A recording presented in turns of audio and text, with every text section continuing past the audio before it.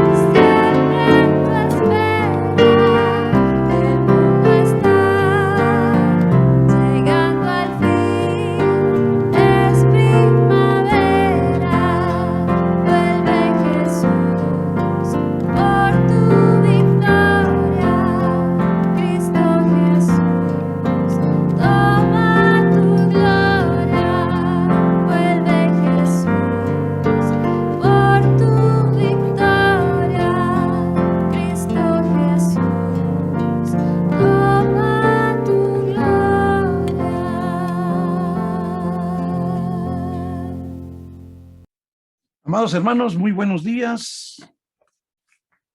Distinguido hermano pastor, muy buenos días. Dios les bendiga. Gracias a Dios por tenernos una vez más reunidos en esta mañana. Y qué mejor para escudriñar, para aprender de lo que el Señor hoy nos va a hablar, ¿verdad, hermanos? Hoy, como siempre, cuando escudriñamos, cuando estudiamos la palabra, cuando enseñamos la palabra, no cabe la menor duda que es cuando el Señor le va a hablar a usted ahí, hermano, y me está hablando a mí. Entonces, hermanos, primeramente Dios, que agarremos lo mejor de este mensaje. Algo le va a dejar a usted y algo ya me dejó a mí, porque lo estuve estudiando. Dejemos en las manos del Señor, que sea Él el que se dirija a usted, no yo. Él se va a dirigir a usted y se va a dirigir a mí. Así que pongamos atención. Nuestro título para esta mañana de nuestra enseñanza dominical es Un buen obrero del Señor. Yo le hago la pregunta a usted ahorita, hermano, comenzando la enseñanza. ¿Cómo se cree usted con este título? Un buen obrero del Señor. Para usted, agárrelo para usted. ¿Será que somos buenos obreros del Señor? Ahí se lo dejo en su mente. Al terminar el estudio, lo que usted pensó de este título, le apuesto que va a ser diferente. ¿Por qué? Porque el Señor nos está hablando. Y es a usted y a mí a quienes nos habla cada vez que estamos reunidos específicamente para escuchar su palabra. Y qué mejor representándolo de esta manera. Cuando a usted se le viene a la mente la palabra obrero y cierra sus ojos, ¿qué se imagina? ¿De qué se compone ese personaje? Y aquí se lo pongo yo, un obrero. Aquí es en la vida secular. Claro, es alguien que obviamente va a ejecutar un trabajo. Pues nosotros así somos en la vida espiritual. Vamos a trabajar para la obra del Señor, para darle honra y gloria a Él de todo lo que ha hecho por usted, lo que ha hecho por mí. Nuestro pensamiento central, que dice así, póngale atención, porque esto es para el líder. Fortalecer la armonía en la iglesia requiere discernimiento y sabiduría del líder frente a la diversidad de culturas y temperamentos. Nuestro líder no solo nos enseña, nuestro líder espiritual también tiene que tener atento ese trabajo de que haya armonía entre los hermanos. pero qué difícil es cuando hay diferentes culturas y temperamentos, ¿verdad, hermano? Eso es difícil. O dígame si usted que no ha manejado algún grupo, no le es difícil orientarlos a lo que usted quiere que ellos hagan. Y aquí, qué mayor problema, porque aquí es por fe, hermanos. Aquí se le está hablando la palabra y es por fe porque usted no ha visto. Usted no está consciente de que eso pasó, pero por fe usted sabe que la palabra del Señor tiene que ser escuchada y requerida como de veras el Señor lo quiere. Nuestro texto áureo. Que guardes el mandamiento sin mácula ni reprensión hasta la aparición de nuestro Señor Jesucristo. Mire qué tarea, hermanos, la de nuestro pastor, nuestro líder. Él tiene que guardar sin mácula ni reprensión todo este trabajo para mantener a su congregación, incluyéndome a mí en esa congregación, ¿sí? Y él tiene que estar sin mácula ni reprensión, o sea, sin mancha, hasta que nuestro Señor Jesucristo venga o hasta que Él sea, pues, levantado también, ¿verdad? Porque o vaya, el Señor lo lleve a descansar. Pero mientras que eso sucede, mientras que ese camino, Él va guiándonos a nosotros, ¿qué problemas se le enfrentan? ¿Qué problemas se le presentan ante la congregación? Porque hay problemas, hermanos. No tenemos el mismo sentir. Muchos tenemos diferentes pensamientos, pero Él es el que se encarga a través de nuestro Señor Jesucristo de ordenarlos y que tengamos una misma idea y estar caminando en un mismo evangelio.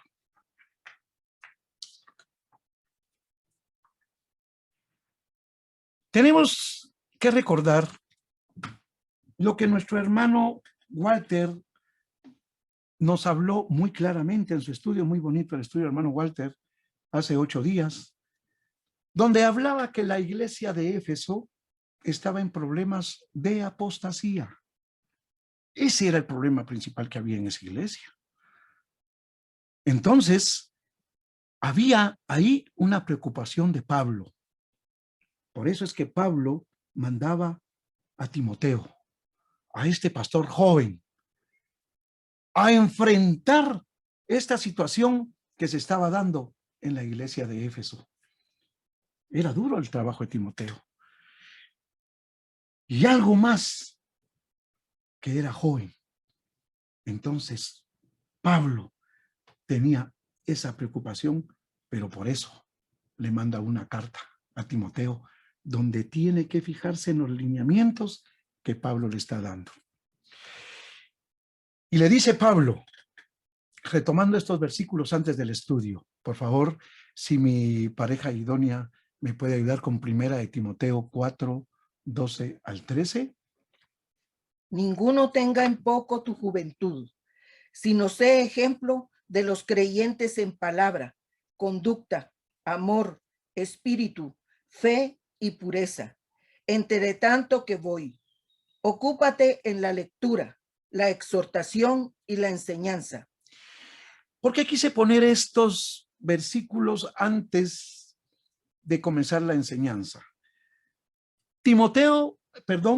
Pablo le dice a Timoteo acá, entre tanto que yo voy, o sea que la intención de Pablo era llegar a Éfeso, pero como tenía otros trabajos que hacer, otros compromisos espirituales, sabía que el tiempo iba a ser un poco largo. Por lo tanto, él se tenía que anticipar a mandar a Timoteo a que pusiera un orden en esta congregación de Éfeso.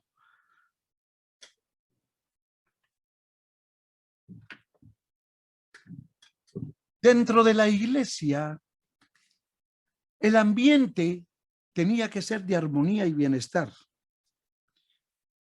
Para que este vínculo sea de gran medida, ¿a qué? En las relaciones de cooperación y respeto que practicaban entre sí, tanto de parte de los líderes.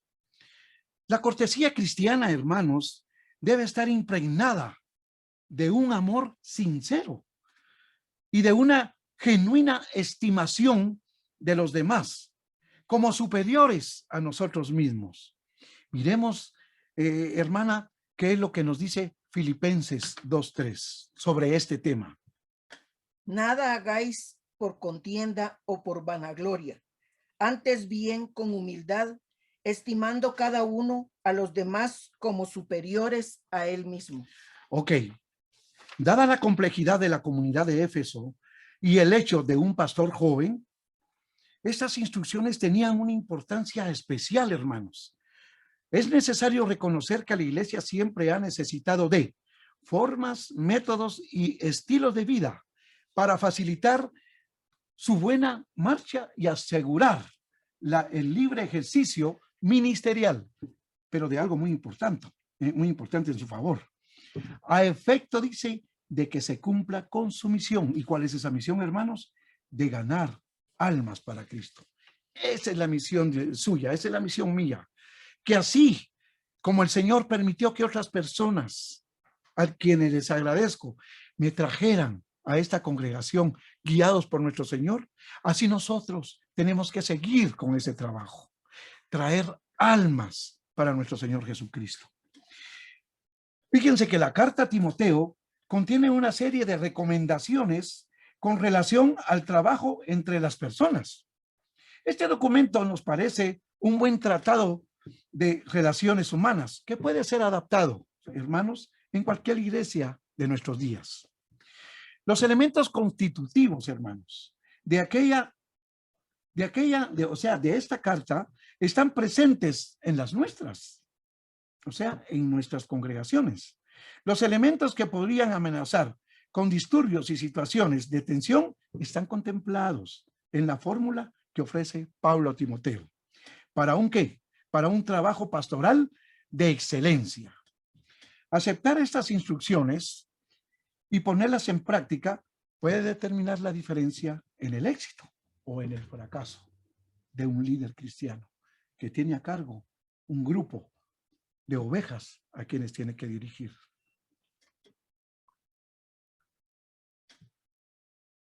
La diversidad de los miembros de la iglesia.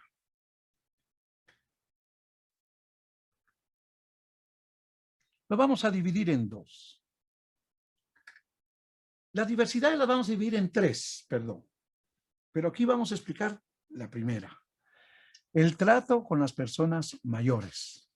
Para eso vamos a estar en 1 Timoteo 5, del 1 al 2, que le voy a pedir a mi esposa que por favor lea los dos versículos que se presentan a continuación. No reprendas al anciano, sino exhórtale como a padre, a los más jóvenes como a hermanos, a las ancianas como a madres, a las jovencitas como hermanas con toda pureza. Estos dos versículos, hermanos, encierran cabal el elemento o tal vez lo especial de que trata la carta de Pablo a Timoteo.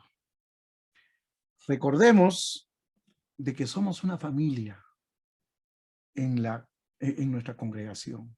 Yo así lo siento y así lo tenemos que sentir. Somos una familia espiritual, hermanos, donde el Señor, por medio de Él, usted participa en esta familia espiritual. No fue usted el que vino por su propia cuenta. Porque usted, Alejandro, él tuvo valor y gracias a él pertenece a esa congregación. No, el Señor lo trajo para acá. ¿Para qué, hermano? Para que usted forme esa familia. Eso le está diciendo Pablo a Timoteo en esta carta. Dice, no reprendas al anciano, sino exhórtale como a padre.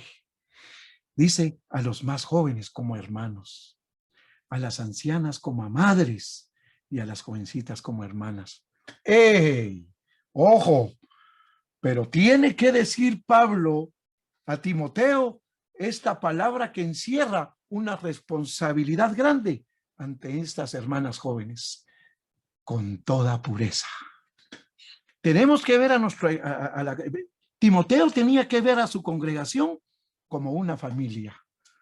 Para que él, eso no quería decir que él pasara por alto los problemas que estaba, en los que estaba la iglesia, o que pasara por alto los momentos en que estos hermanos estaban cometiendo errores al enseñar esta mala doctrina. Él los tenía que corregir porque para eso lo mandó Pablo, pero con respeto. Le estaba diciendo Pablo que Dios le diera entendimiento y sabiduría para poder dirigirse a estos ancianos que estaban cometiendo un error. Pablo le habla aquí a Timoteo con que tiene que tener humildad, hermanos. Él tiene que tener en su corazón ese entendimiento para no sobrepasarse, no vanagloriarse, o sea, no sentirse superior a ellos porque él era el pastor, porque él era el líder. No, no, no. Por eso la carta de Pablo es bien explícita, porque él tenía que tratar no solamente con ancianos, sino que también con jóvenes. Cuando habla aquí de jóvenes, no quiere decir que hubiesen sido más jóvenes que Timoteo, no, más jóvenes que los ancianos, pero más grandes que Timoteo. A ellos como hermanos. Mire, a las ancianas como a madres. Y a las hermanas, que tal vez no tenían la edad de él, pero eran un poco más grandes que él, pero eran jovencitas, con toda pureza.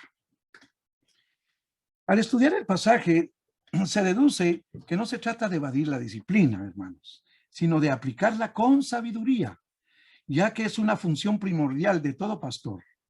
Es importante tomar en cuenta que la iglesia siempre es una comunidad compuesta de jóvenes, adultos y niños. Las instrucciones que siguen forman parte de todo un catálogo registrado en las cartas pastorales, con el fin de dar a los líderes un manual. ¿Para qué? Para una buena administración de una comunidad de fe. Eso es lo que quería Pablo. A pesar que Timoteo era joven, quería que Timoteo captara en esta carta lo que Pablo le decía. Claro, con la experiencia que Pablo tenía. Entonces, hermanos, la confianza no debe degenerar en tratos dudosos a malas apariencias. Cuidadito con eso para los que son líderes. La clave de este consejo está en el vocablo pureza, con el cual subraya la calidad de esta relación. Y fíjense, si todos los miembros de nuestra iglesia de Cristo pudiéramos recordar y ejemplificar este tipo de relaciones, terminarían los malos entendidos y las contiendas que con frecuencia hacen pedazos a una iglesia. Y no lo digo solo por nosotros, por todas las iglesias, hermanos, porque eso se da en todas las iglesias. Entonces, hermanos, Timoteo, la carta a Timoteo nos enseña que también a nosotros hoy en día tenemos que tratar a nuestra congregación como una familia. Sigue diciendo el estudio. Atención y trato a las viudas. Ya vimos el trato con los ancianos y con las demás personas de la iglesia. Hoy específicamente dentro de los ancianos, dentro de esas ancianas, habían viudas. Y por eso dice aquí, atención y trato a las viudas.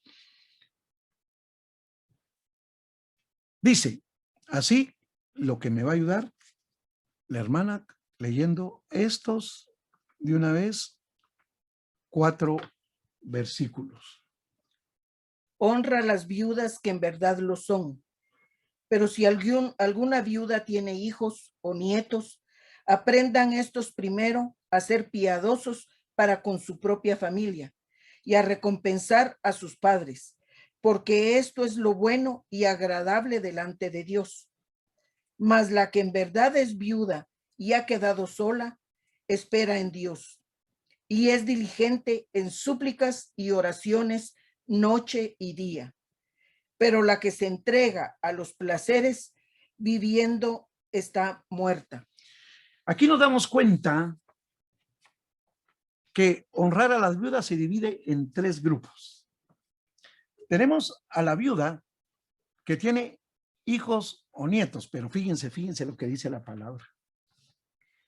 Aquí la palabra está instruyendo a los hijos y a los nietos que aprendan estos primero a ser piadosos para con su propia familia.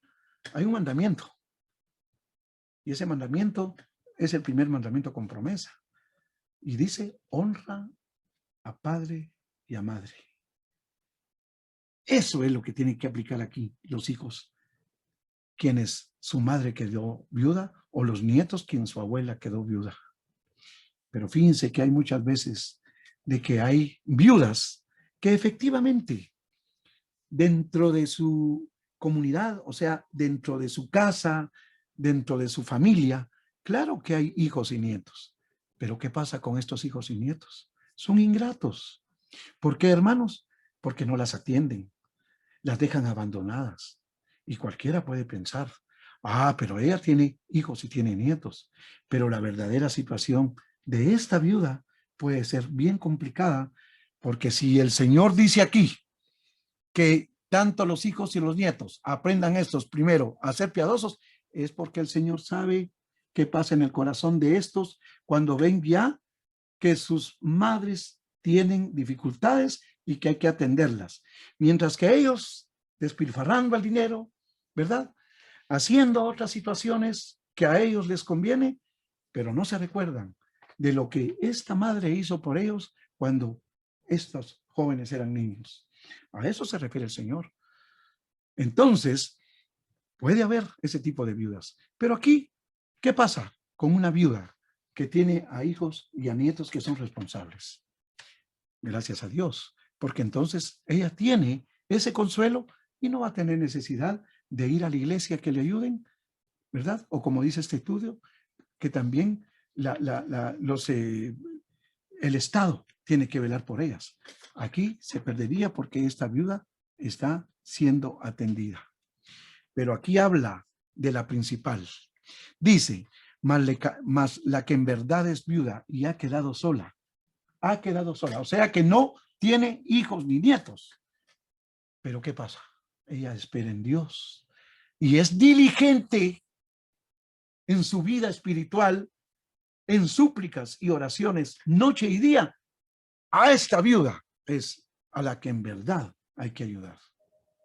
Pero también dice la Escritura, ¿qué pasa? Hay que ayudarla de acuerdo a lo que disponga la iglesia. O sea, no muchas veces la iglesia tiene disponibilidad para poder ayudar a las viudas. Entonces tiene que ver eso para que tampoco se pueda exprimir a una iglesia que tiene problemas económicos y exigirle que ayude a las viudas. Ahí es donde entramos la congregación para que eso sea efectivo. Fíjense que habla aquí después de la tercera. Dice, pero la que se entrega a los placeres, viviendo está muerta. Hay viudas que no están en los caminos del Señor, pero que se están yendo a la iglesia, pero que su vida en sus relaciones seculares no está siendo perfecta en los caminos del Señor, sino que está cometiendo adulterio, porque está satisfaciendo sus necesidades íntimas. Y eso no es correcto, según lo que aquí dice la carta de Pablo. Fíjense que desde el Antiguo Testamento era muy importante ese cuidado para las viudas, pero también en el Nuevo Testamento. Y aquí nos lo dice Santiago 1, 26, 27. Por favor. Si alguno se cree religioso entre vosotros y no refrena su lengua, sino que engaña su corazón, la religión del tal es vana. La religión pura y sin mácula delante de Dios, el Padre, es esta: visitar a los huérfanos y a las viudas en sus tribulaciones y guardarse sin mancha del mundo. Hechos 6, 1, 3. De este trabajo, dice, ¿verdad? Del mundo de este trabajo. Ok. ¿Qué quiere decir aquí? ¿Se dan cuenta? Santiago ya es del Nuevo Testamento. Y se sigue hablando de las viudas que están en tribulaciones. Pero cuando la importancia, fíjense la importancia de atender a las viudas en la iglesia fue causa, esta importancia, o sea, este cuidado de las viudas fue la creación, fíjese, de un cuerpo de diáconos. Y eso lo vamos a ver ahorita en estos versículos. Fíjense, pues, la importancia en el Antiguo Testamento. En aquellos días, como creciera el número de los discípulos, hubo murmuración de los griegos contra los hebreos, de que las viudas de aquellos eran desatendidas en la distribución diaria.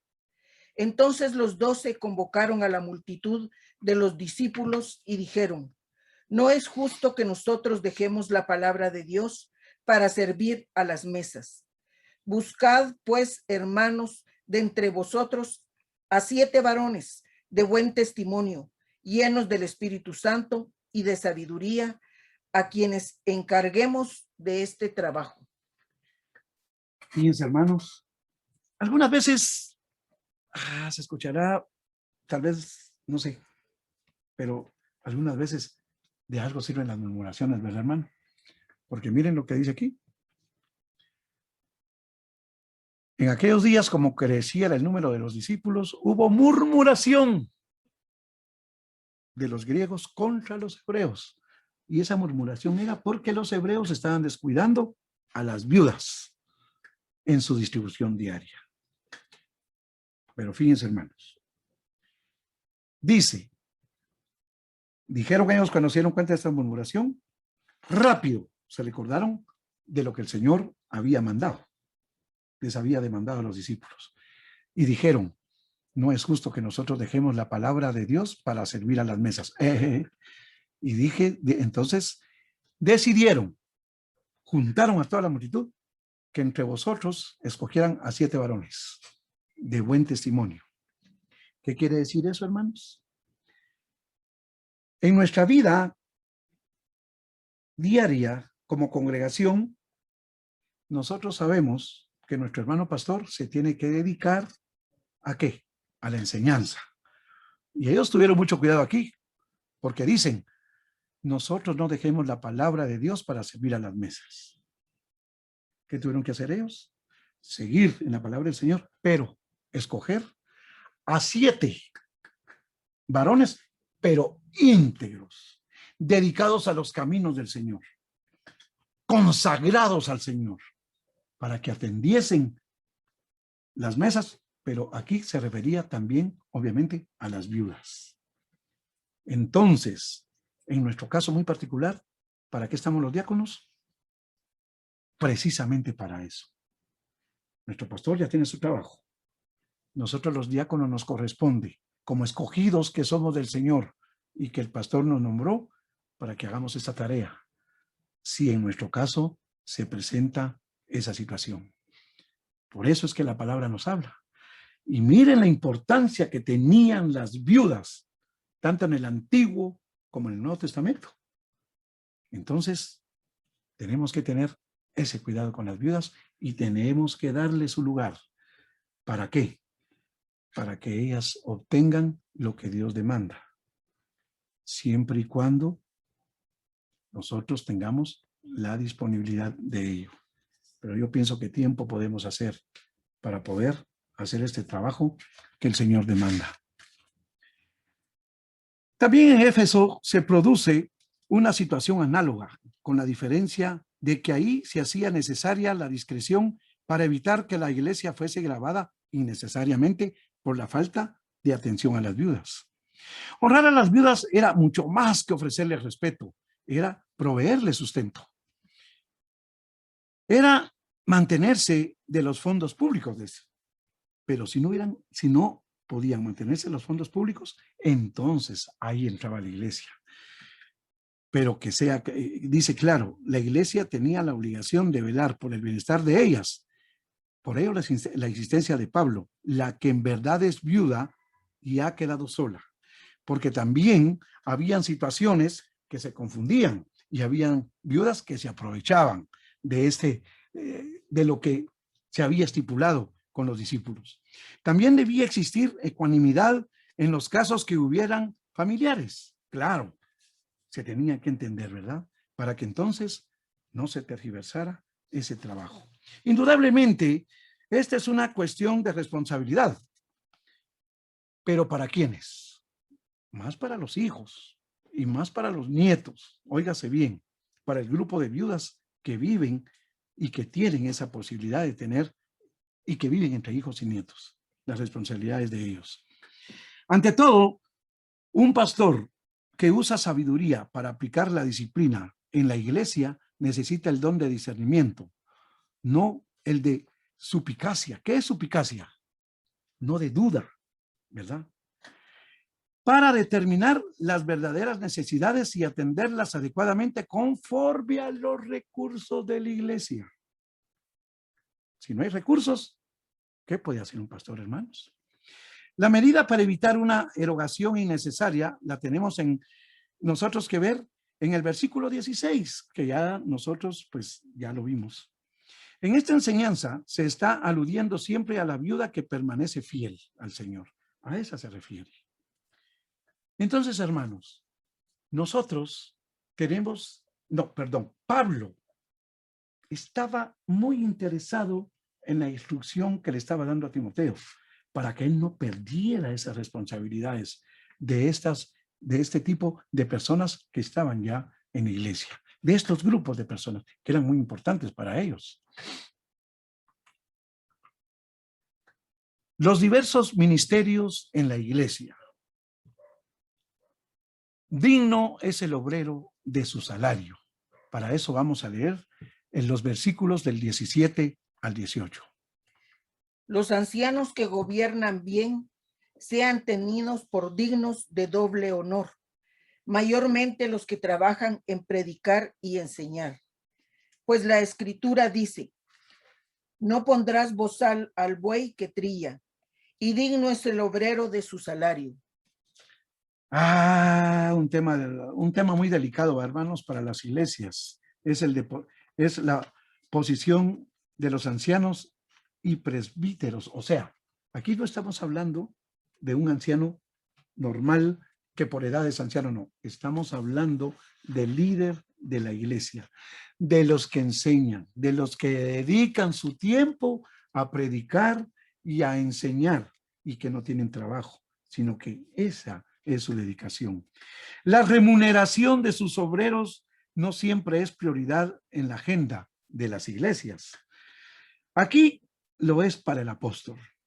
Se consideran muy especialmente aquellos que trabajan, que han demostrado poseer cualidades para predicar y enseñar. No necesariamente debe interpretarse que Pablo aboga aquí por un salario doble para los que trabajan doble al predicar y enseñar, pero sí por una compensación digna de su trabajo.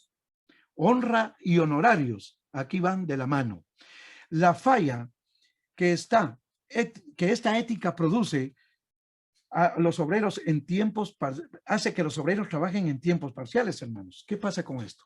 De que hay obreros que de veras necesitan de ese salario para poder subsistir, pero como lamentablemente no es así, tal vez pueden tener ese don, pero como tienen que alimentar a su familia, tienen que ocuparse de su trabajo, de un trabajo en su vida secular. Entonces, ¿qué pasa ahí, hermanos?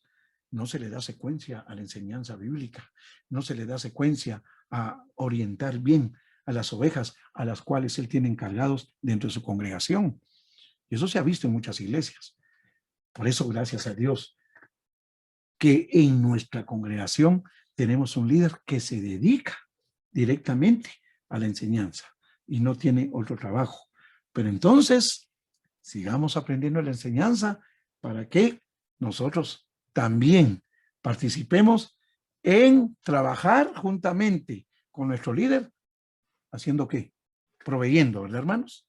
¿Para qué? Para que esta misión siga, para que esta obra siga y no se apague.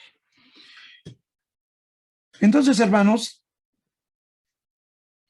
tenemos aquí que contextualizando el versículo 18, se interpreta que no solo se señala la imposibilidad de privar de su ejercicio a los que tienen un mensaje o una enseñanza que ofrecer, sino además especifica, dice, y digno es el obrero de su salario.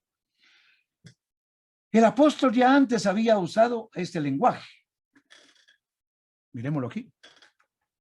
Por favor, vamos a ver 1 Corintios 9, del 4 al 7, incluyendo el versículo 14. Hermana, a ver qué ¿Acaso nos no dice. tenemos derecho de comer y beber? ¿No tenemos derecho de traer con nosotros una hermana por mujer, como también los otros apóstoles y los hermanos del Señor y Cefas? ¿O solo yo y Bernabé no tenemos derecho de no trabajar?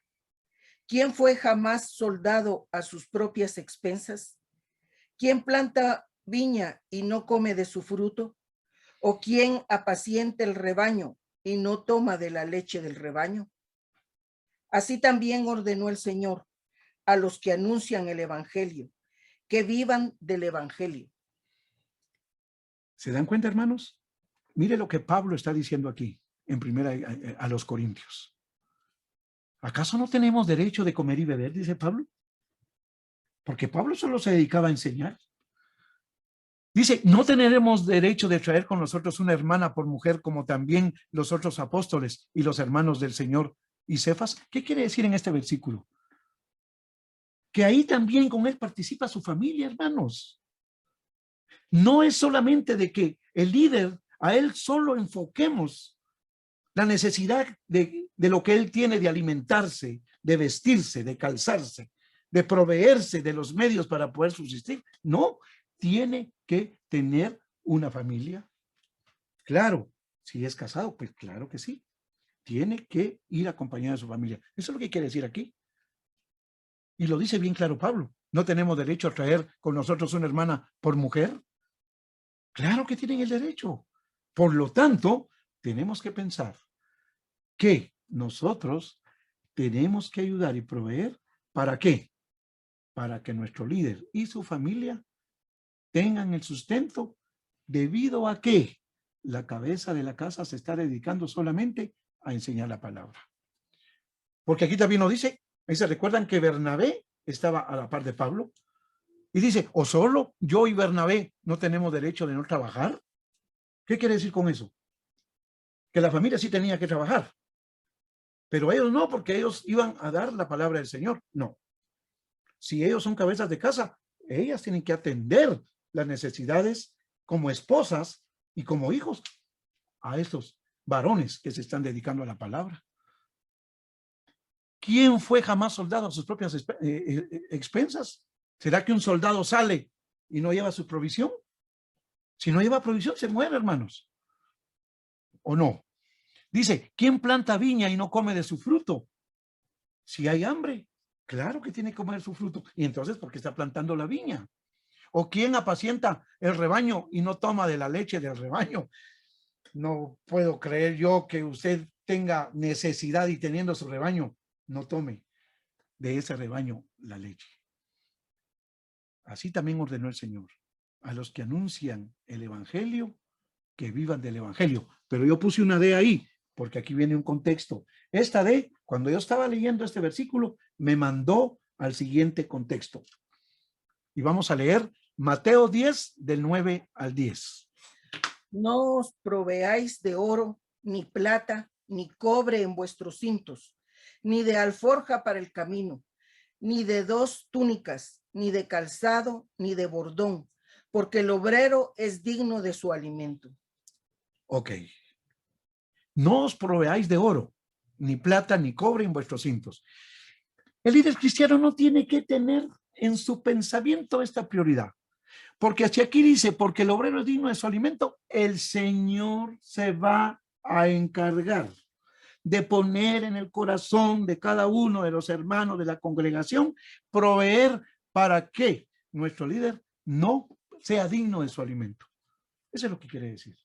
Entonces, con ese entendimiento, con esa fe, nosotros, tanto el líder como los de la congregación, tenemos que caminar en una sola dirección. Pero miren esto, hermanos. Segunda de Corintios, por favor, hermana, 8 del 1 al 4.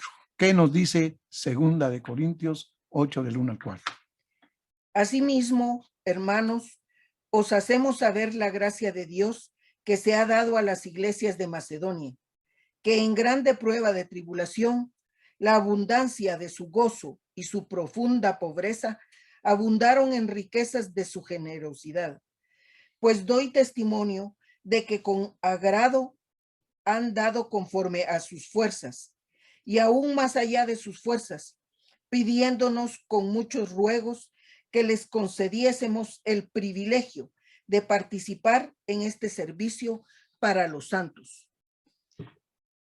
Hermanos, ¿se dan cuenta cómo eran estas iglesias de Macedonia? ¿Será que hay alguno de nosotros que de veras pensamos de esa manera? Ellos teniendo hermanos, mire qué testimonio, porque ellos estaban en una prueba de tribulación grande, pero muy grande. Pero esa abundancia de gozo, que es lo que tenemos que tener nosotros, y en su profunda pobreza, abundaron en riquezas de su generosidad, hermanos. Y le pidieron a Pablo, porque Pablo, sabiendo de que ellos estaban en esas situaciones, le pidieron de por favor que los tomaran en cuenta para poder ellos, dice, participar en este servicio para los santos. ¡Hala, qué lindo fuéramos! Todos si nosotros pensáramos de veras de esa manera. Ver con gozo, ver con gratitud la responsabilidad que el Señor nos da para que nuestro ministerio siga adelante, hermanos. Vamos a ver ahora criterios disciplinarios contra un obrero. Vamos a leer para eso el versículo 19. Contra un anciano no admitas acusación, sino con 2 o 3 testigos. La misericordia de Dios alcanzó al ser humano, como dice el escritor en Hebreos. No socorrió a los ángeles, sino que socorrió a la simiente de Abraham. Dios se ha tomado ese riesgo, confiar un tesoro tan valioso como su evangelio en instrumentos tan frágiles como vasijas de barro. Con relación a los errores en que incurren los obreros del Señor, Pablo propone seguir fórmulas establecidas en la antigüedad. Y nos dice que la vida de un líder, hermanos, es siempre vulnerable a las sospechas, claro, y a los malentendidos, los cuales pueden convertirse en reproches contra los que predican o enseñan. Sin embargo, no se está aquí pidiendo privilegios especiales, sino justicia en el proceso para evitar que se caiga en un linchamiento disciplinario o en el entierro de un talento sin fundamento válidos para tanta severidad. La disciplina debe aplicarse de manera responsable para alcanzar resultados saludables. Según la experiencia de varias denominaciones, se considera siempre la verdad, la veracidad de toda acusación, a la vez que se protege la moral de la iglesia y del obrero, al no permitir que se lance lodo irresponsablemente contra un ministerio dedicado. Tratar con seriedad los asuntos relacionados con la gente que sirve y ministra es aplicar bien el evangelio.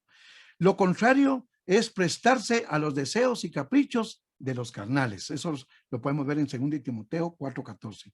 En la aplicación de la disciplina es positivo atender el siguiente comentario.